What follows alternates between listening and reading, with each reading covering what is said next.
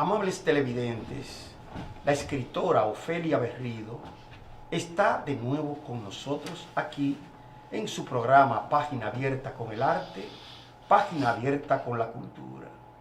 Su vocación de escritora ha nacido del corazón, pero también del pensamiento. He aquí que su escritura va desde el poema espiritual, la novela lírica y también el ensayo crítico. Pero aún más viene también Ofelia desde ese poema mítico o mito-poema, que es el que vemos en Anacaona. Anacaona, que es un espacio, una evocación, un pensamiento, una vuelta a los orígenes. Con ella estaremos aquí conversando de su obra y de todos esos puntos importantes que ella celebra desde la literatura. Bienvenida. Ay, muchas gracias. Bienvenida, Ofelia. De nuevo, Ofelia, con nosotros.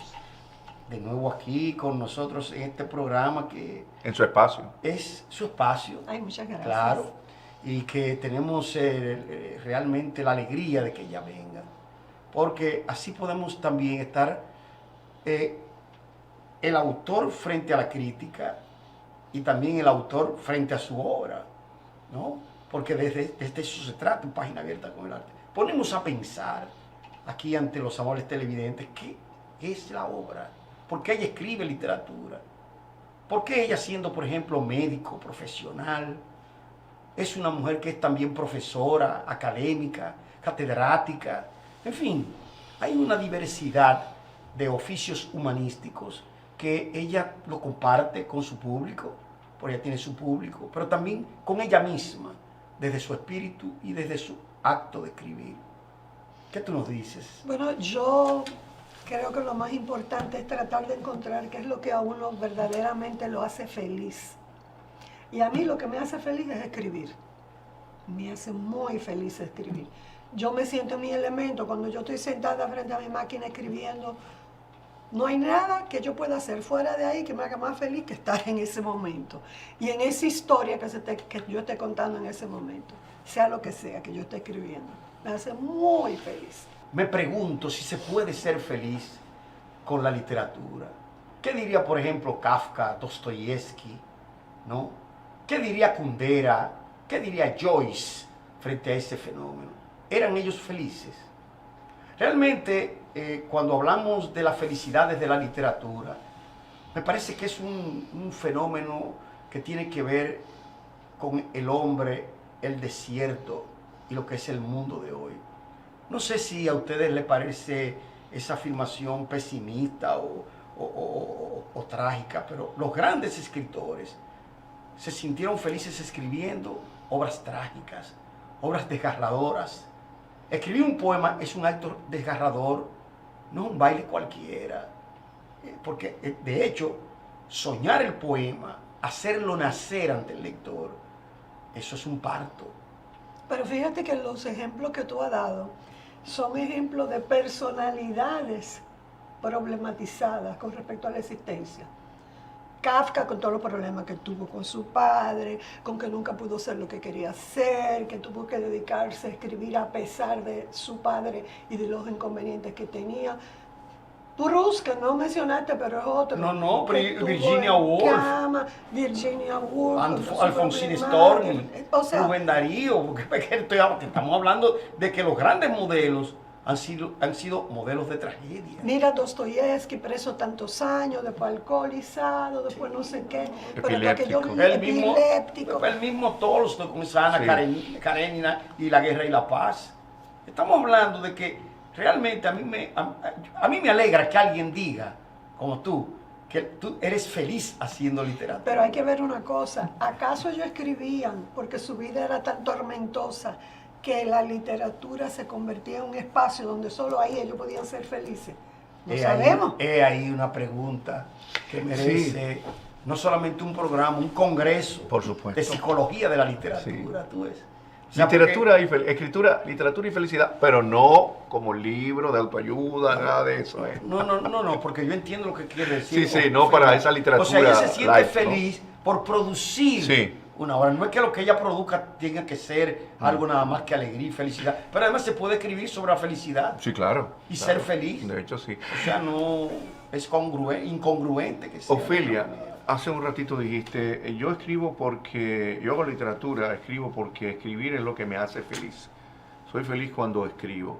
Fíjate, dijiste escribir, no publicar, que es diferente, ¿no? Escribir. Ya publicar, el acto público. Ya es no, otra. no dijiste publicar. Eso es ya, claro, escribir para uno mismo, sin publicar, pues, siempre se escribe para otros, ¿no?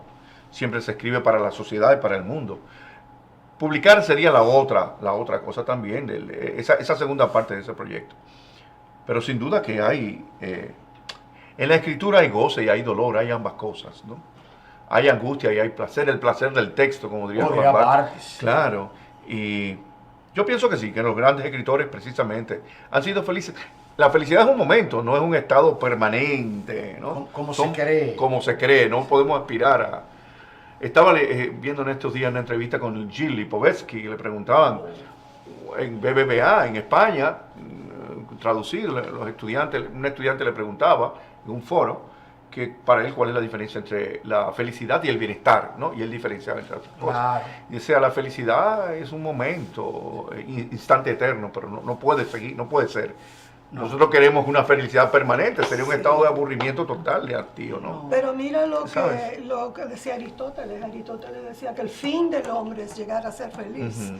Pero bueno, volvemos a lo que tú dices, pero ¿y qué es lo que es la felicidad? Exacto. Por ejemplo, si yo no escribo, yo soy una persona totalmente infeliz, más me valdría no existir, o sea, mi razón de ser es escribir. Por supuesto, como les dije aquella vez, mi razón de ser principal es llegar a esta tierra para tener los hijos que tengo. Claro. Haber sido madre, haber dado ese aporte al mundo, mis hijos.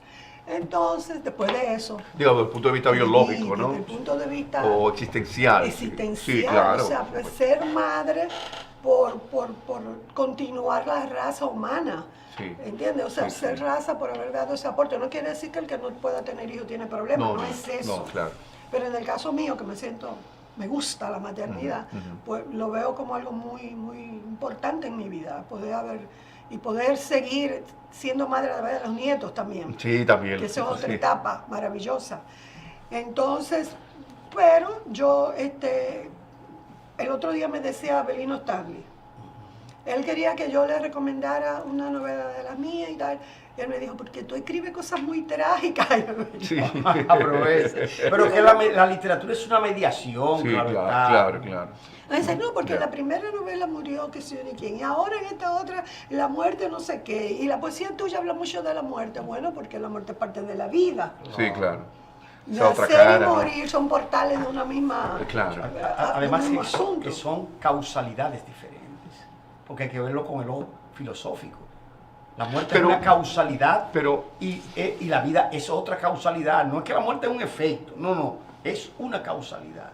Y fíjate que en la fenomenología del espíritu, Ujú. Hegel habla de esas dos Sí. causalidades. sí. Fíjate que en una obra como Sí, esa ajá. toca el fenómeno, y no en vano los existencialistas creían que ser era ser para Para la muerte. Para la muerte. Bueno, Heidegger lo dice. sí. Heidegger. That's Heidegger. O sea que te podemos decir que todavía aún así, aunque tú te enamores de una idea feliz, esa idea no quiere decir que porque sea feliz, el acto tuyo de escribirla, por eso tú vas a ser feliz. Porque el ser, ¿no? Y lo que está ante el ser que está ahí, como diría Heidegger, implica una travesía. Y por eso Sartre decía que el ser era un pronto. Oye, un término hasta forzoso, fenomenológico, pero decía pronto. Sí, porque tú vas hacia el ser, tú no eres. Mira, Ujú. mira qué idea Sí, más. sí, por la idea del más- proyecto, por de la que idea no del somos, concepto de sino que proyecto. proyectamos ser, sí. Exacto. Pero yo quiero volver al público que nos escucha. Pero déjame sí. responderle antes que se me vaya. Ujú, ujú. Hay una cosa ahí, porque cuando cada uno de nosotros, cuando muere la parte física, cuando desaparece la parte física, si te cremaron, te convertiste en polvo. Si no te cremaron, te convertiste en polvo. Si el polvo está en la tierra, ¿sirve de qué? para que nazcan semillas, Abono, lo que sirve de sea, abono sí. para la tierra, entonces hay una especie de transformación. Entonces esas semillas se convierten en algo. y Una el árbol energía se que convierte en sigue fruto. viviendo. Entonces Sí. es todo un repetir la Ya. vida a través de cambios y de trascender cosas. Pero mira que Quevedo poetizó ese instante, polvo Pues será, enamorado. más polvo enamorado. Polvo enamorado. Oye, o sea, tú estás muerto y te convertirás en polvo, pero enamorado. A mí me Fíjate llama- que el amor subyace. A mí me llama la atención de los grandes escritores que admiro y que ustedes también admiran como yo. Estas definiciones, Aristóteles, bípedo implume para el hombre, ¿no? 2 palabras resumen. El polvo enamorado de Quevedo, la caña pensante de Pascal. Oh, Somos una caña pensante. los Decía. pensamientos. Sí, los pensamientos. Fabuloso escritor. Porque es que todo es uno. Y cuando La nosotros- pasión inútil de Sartre. Mira, y cuando por ejemplo Sí. viene el problema este de los abortos, no voy a hablar del aborto, pero el problema de los abortos. No. ¿Cuándo surge la vida? Surge la vida cuando se une el óvulo y el espermatozoide y se crea el embrión. Surge la vida cuando, por ejemplo, la vida en potencia está en mis ovarios con mis óvulos. La vida en potencia está en tus espermatozoides Claro. y todavía no ha habido unión. O sea, No ha habido ¿en qué unión. momento surge la vida? Ujú. Entonces, no sabemos. Pero cuando una persona nace, está naciendo bajo esa premisa de que la vida existió mucho antes de ella. Y de ahí que la gente, los maestros zen dicen, ¿cómo era tu cara antes de nacer? Sí. Entonces hay toda esa cosa Sí. filosófica, como ustedes están diciendo, que tiene que ver con la vida y la muerte, y que no se cierra una cosa cuando se nace, ni se cierra la otra cuando se muere. Sencillamente es. La vida es. ¿En qué momento se empieza y se termina? Siempre es la vida. Y hay una memoria de la vida, así como hay una memoria de la muerte. También. Fíjate que es una tensión, una dialéctica que el taoísmo, Ujú. como tú decías, el taoísmo realmente recupera Ujú. como filosofía de la eternidad.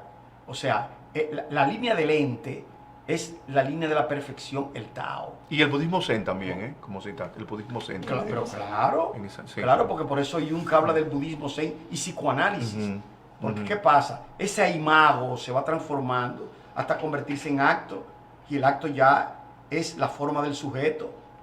O sea que no es filosofando que estamos hablando de un proceso, una trayectoria, una travesía. Pero mira, ustedes No, pero está bien mencionaban- filosofar. Sí. Claro. Nada de malo, Era ¿eh? para, no, lo que quiero decir es Sí. que ese ente no es tan entitativo. No, no, Sí, claro, sí. Pero mira, ese ente que tú mencionas, del que tanto habla Heidegger, que ustedes están mencionando ahorita, para Heidegger la cosa es un ente. Uno tiene el concepto de que ente es un ser Sí, sí. vivo. Ujú. Pero es que para Heidegger, cuando él lo dijo, todavía no existía la cuántica, la física cuántica. Ujú. Pero él decía que las cosas son entes. Entonces, ¿qué pasa? Hoy con la física cuántica nos damos cuenta que las cosas tienen vida.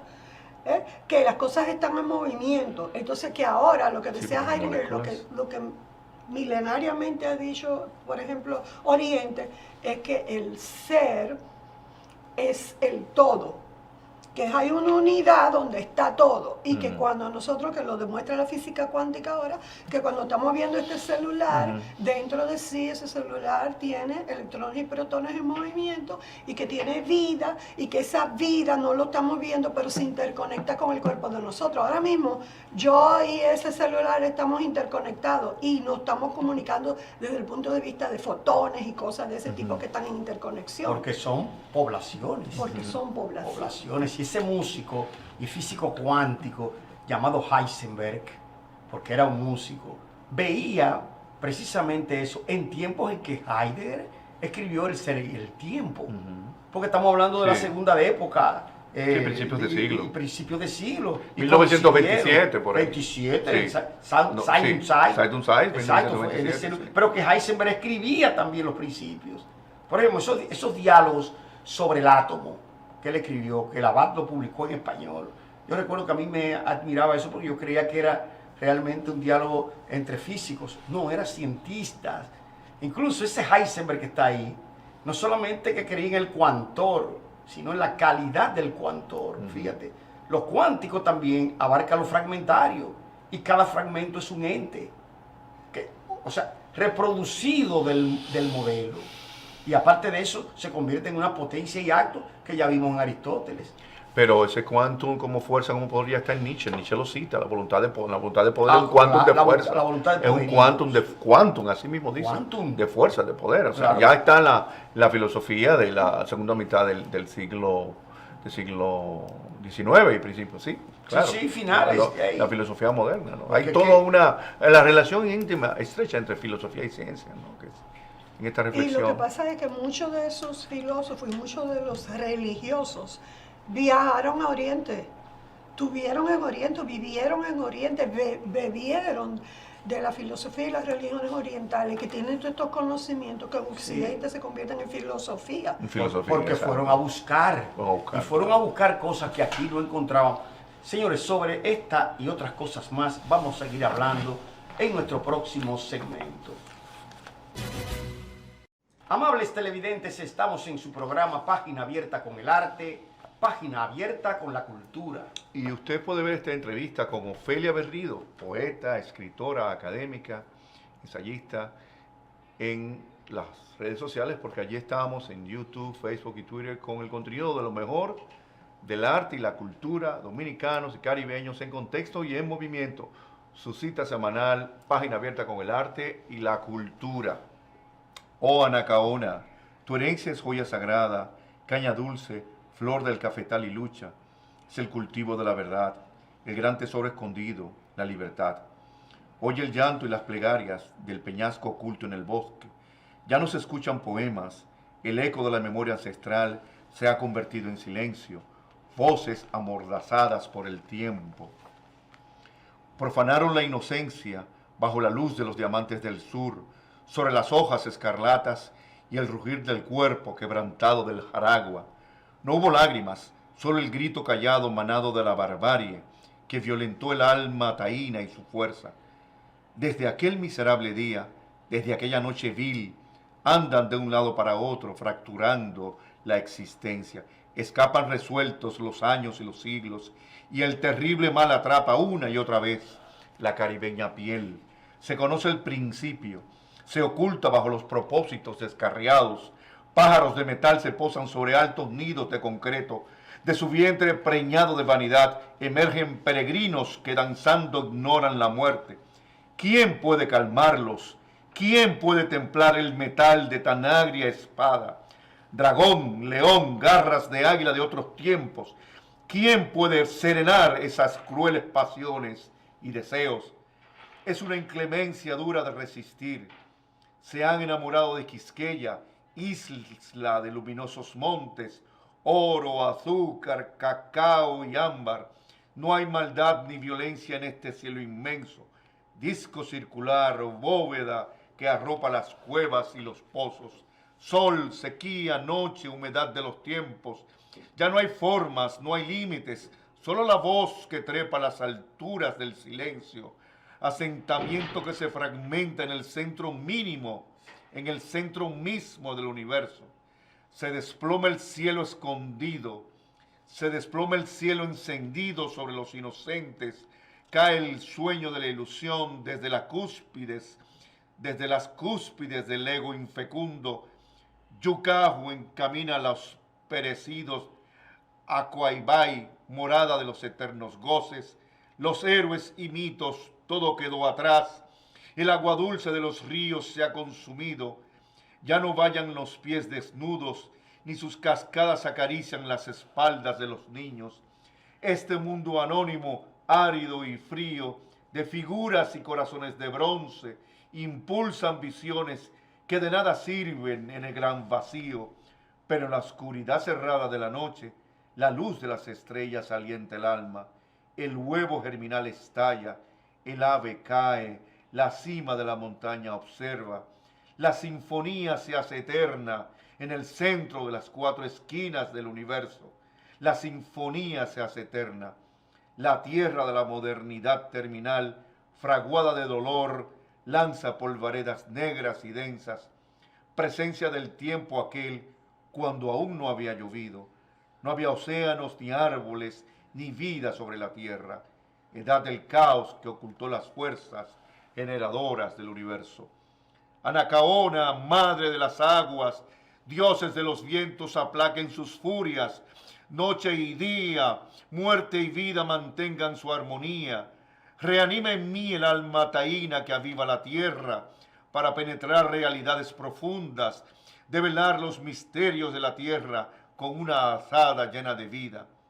La luz diáfana penetra las piedras entre sombras, se extiende tierna sobre la tierra negra, sin perderse en liviandades, sin perderse en liviandeces. La tierra ardiente retiene y aprehende la vida.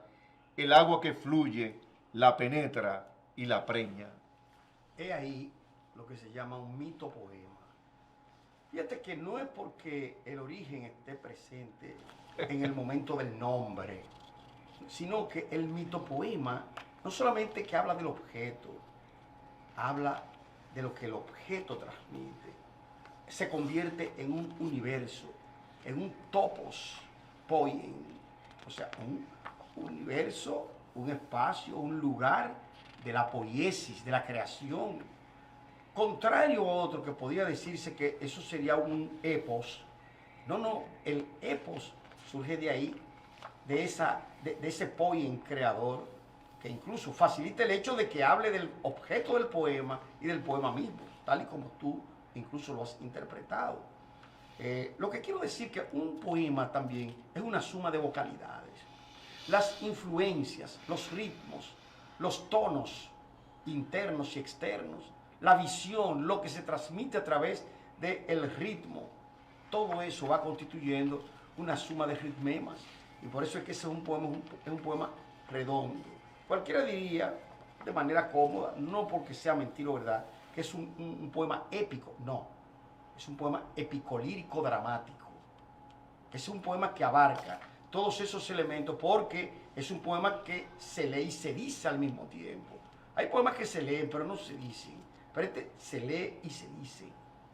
Y además se dice en base a sus estructuras morfológicas, a sus estructuras poéticas, expresivas, donde lo que se llama el tropo combina al nombre para provocar una significación y una melodía que será repetitiva, será cadenciosa, ¿no? Será nombrada por la voz misma del poema. Por eso yo creo, desde que leí la primera vez ese libro, que ese libro no es un libro de poemas, es un libro de un poema, donde todo lo que se bifurca a través de la idea de génesis o de mitogénesis de la poesía.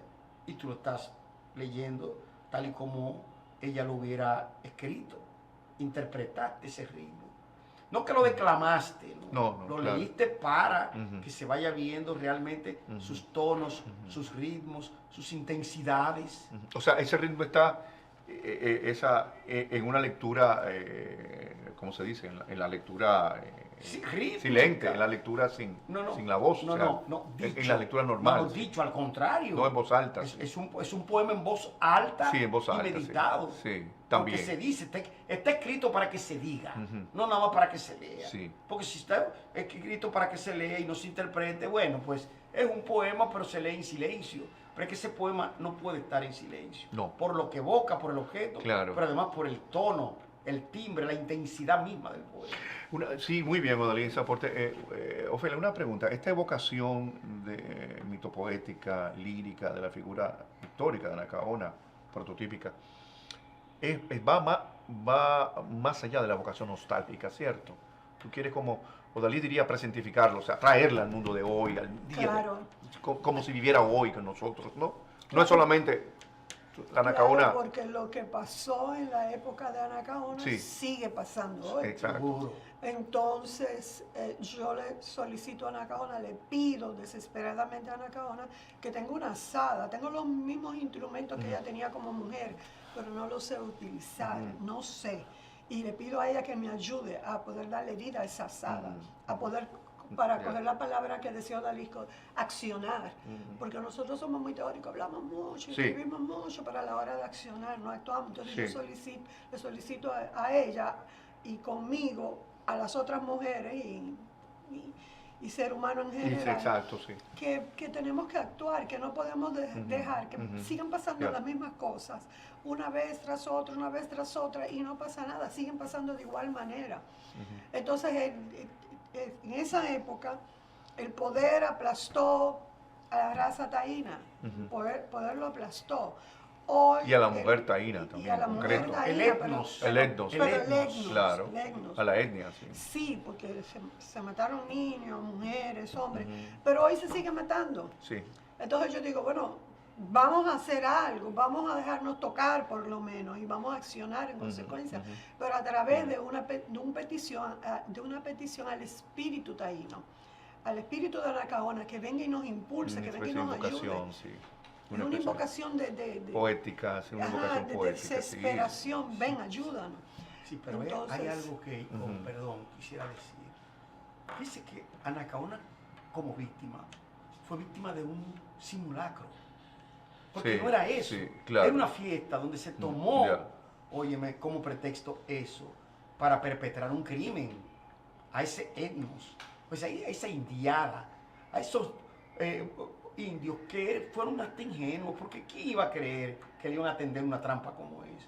De hecho, el sacrificio tiene su nombre, ¿no? Fue realmente un engaño, pero pereció la poeta de la tribu, porque Anacaona era una poeta de la tribu, Sí, y claro. tenía influencia, Y era reina. y era Oh, reina, reina. reina. ¿Entiendes? Entonces, ¿qué pasa? Cuando leemos esas palabras indígenas, esas historias indígenas, y queremos explicar el fenómeno, indudablemente no tenemos cómo explicarlo, per se o por verdad. Claro que no. Pero fíjate que un punto de origen te lleva a otro punto de explicación. Y en esa explicación se reconstruye una historia. Usted dirá, bueno, pero ¿por qué no fue de otra manera? Entonces, eso parte de una determinabilidad histórica que sucede no en la historia, sino en la protohistoria de la isla. Porque fíjate que en Quisqueya se lee ese mito y el mito se puede transformar, que es lo que ha hecho, por ejemplo, Ofelia en ese libro, que lo convierte en contemporaneidad. Fíjate que ella no se queda en el pasado, No. es un poema del presente. Exacto. Entonces lo convierte en contemporaneidad y lo convierte en lenguaje, aparte de que lo ha dicho. Creo que ustedes son testigos, amables televidentes. Sí. Les reclama a que le ayude a saber cómo era eso. Entonces fíjate que ya ese llamado, que no es nada más un llamado, puede ser un clamor de verdad, ¿no? Y la verdad es aquello que todo lo puede, pero ¿y en el poema? No podría ser parte de un relato, ¿no?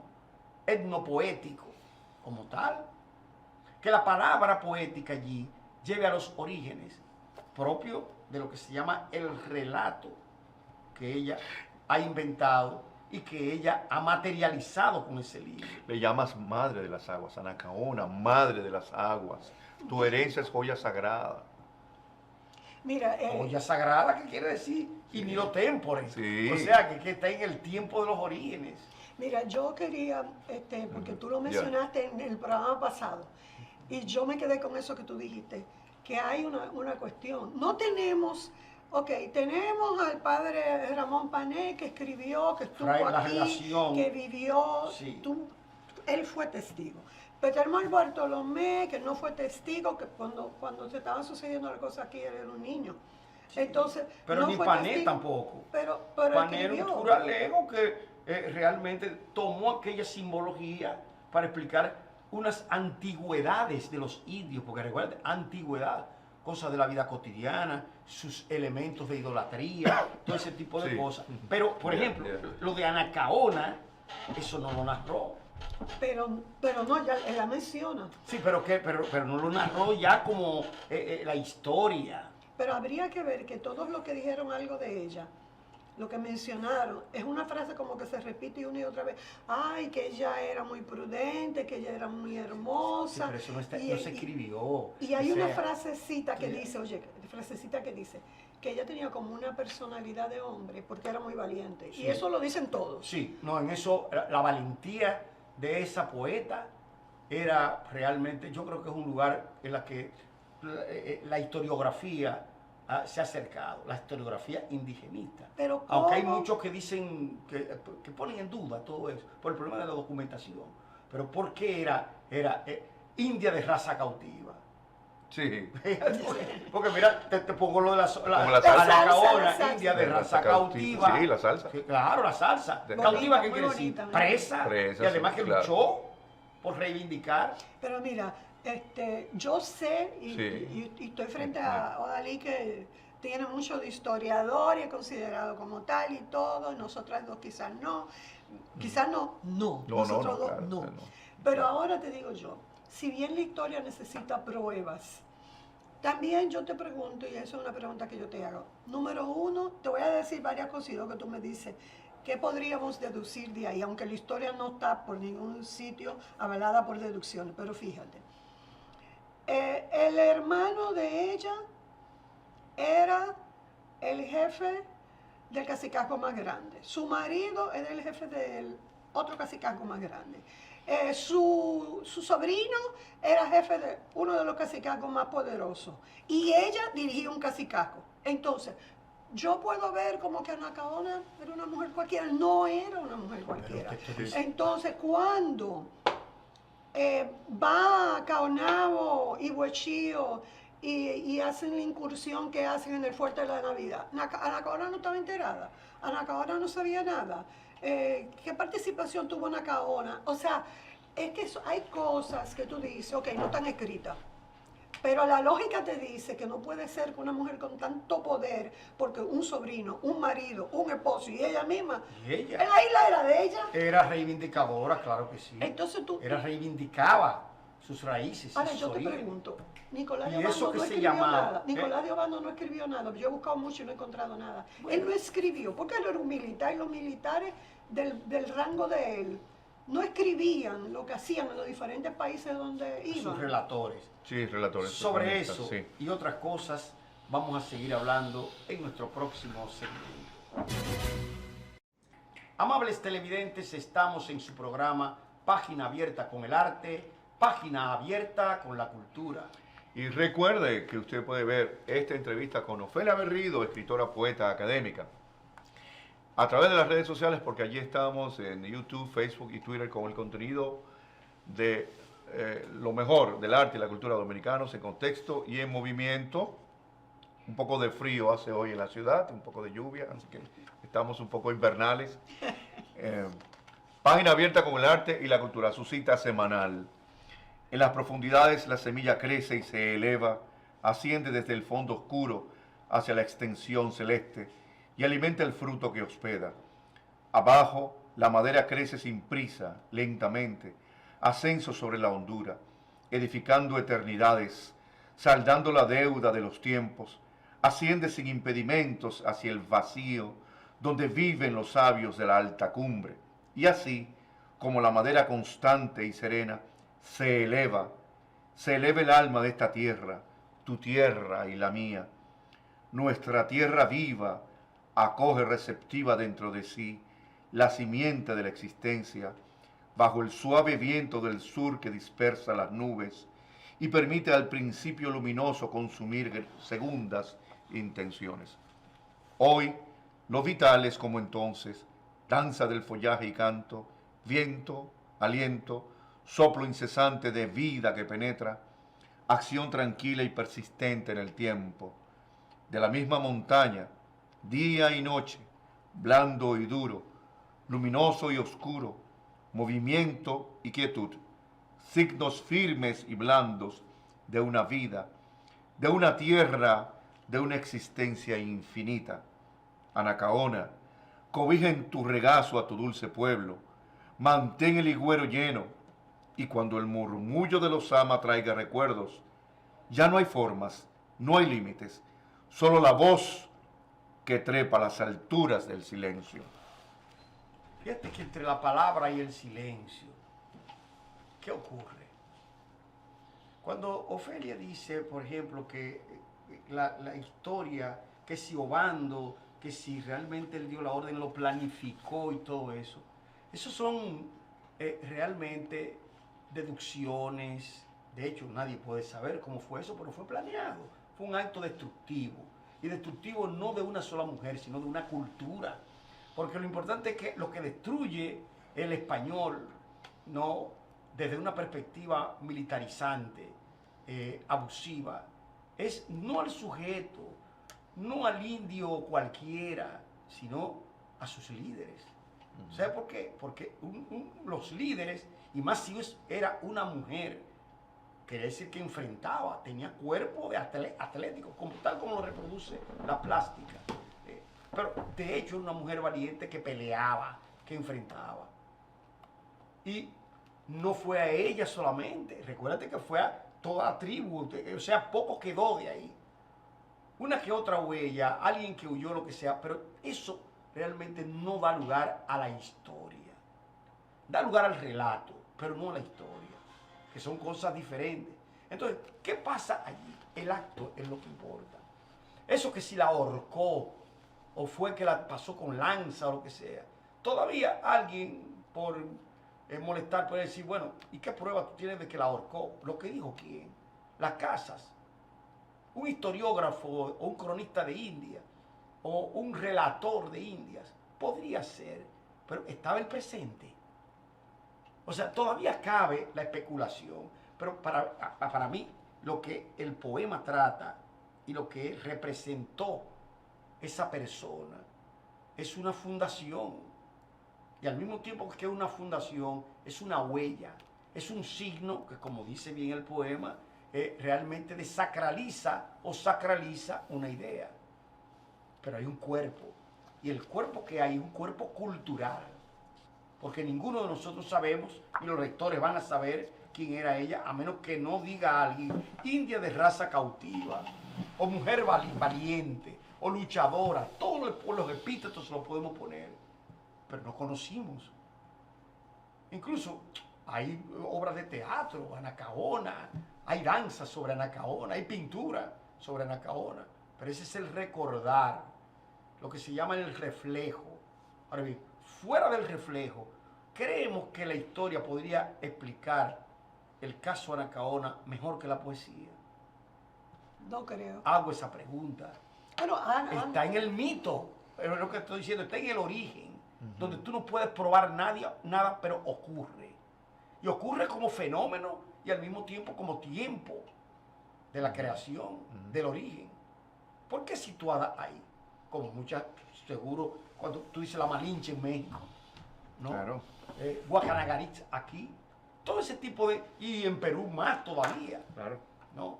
Entonces, ¿qué pasa? Yo creo que cuando se trata de un emblema y al mismo tiempo de un objeto imaginario ya, un objeto étnico, una travesía, un rutario, debe tomarse en cuenta en un contexto y al mismo tiempo el presente donde se evoca ese objeto.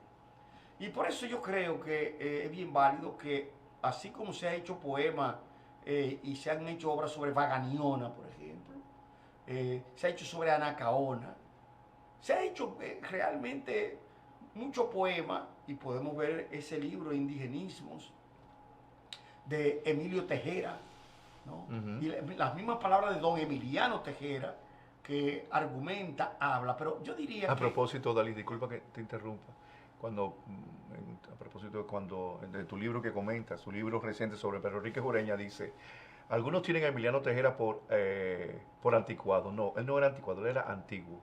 Sí, eso es Pedro Enrique Es interesante, Ureña. sí. Eso es Pedro Enrique Sí, Ureña que lo dice. sí, claro. Pero lo que le quiero decir es que fuera de eso, Sí. de que sea algo Yeah. que ocurrió en el origen prácticamente de este insulario, ¿no? Sí. Yo creo que allí el Estado, primero, el Estado no existía, No, claro. ni ningún gobierno, era la tribu. Y cada cacicajo tenía su líder, ¿no? Es decir, tenía su líder y sobre la base de ese líder se instauraban las relaciones cotidianas. Yeah. Porque todavía los societarios, la sociedad allí. Miren que el Areíto fue una gran fiesta, ¿no? Fue un gran performance, un gran teatro. Pero todavía no era que tenía un guión, tenía la tradición mítica ahí. Pero no era un guión, no era lo que estaba escrito, pero no. Pero es que algo en los celebratorio. En los areitos se transmitía su historia, ellos cantaban su historia. Claro, Sí, su ser, claro. pero el problema está ahí. ¿Cuál historia? Suponemos que la historia cotidiana. Pero fíjense que Y sus mitos toda la también, historia sus deidades. mítica, Sí. toda la historia mítica es una historia también imaginaria.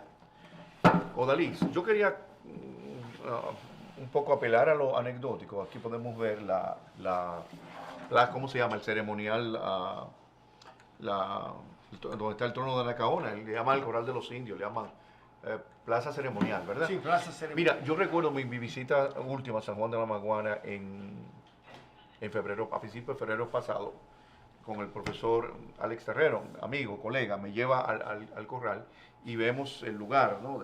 Donde, según la historia y el mito también, se celebraban los areitos. Claro. Las piedras alrededor, en forma circular, probablemente no sean de la época, pero ese No, peñón, no. Sí. ese peñón sí. Ese peñón está incrustado, probablemente tenga 500 años, se sabe. Y le decía, ahí se sentaba la reina. Un poco imaginar esto en ese despoblado, ese campo abierto, bueno, es como un parque, ¿no? Porque eso Rodeado de sí, árboles. un Pensar parque. que ahí se sentaba aquí en esto. Eso está Sí. profundamente, eso no se puede extraer, No. a menos que sea por un greda o algo así. Probablemente sea cierto, no sea Debe haber fragmento. sido modificado, pero Bueno, ¿qué te las digo? piedras el duran, espacio duran. simbólico, el Sí, espacio sí, simbólico, simbólico. Realmente Acá. hace significativo.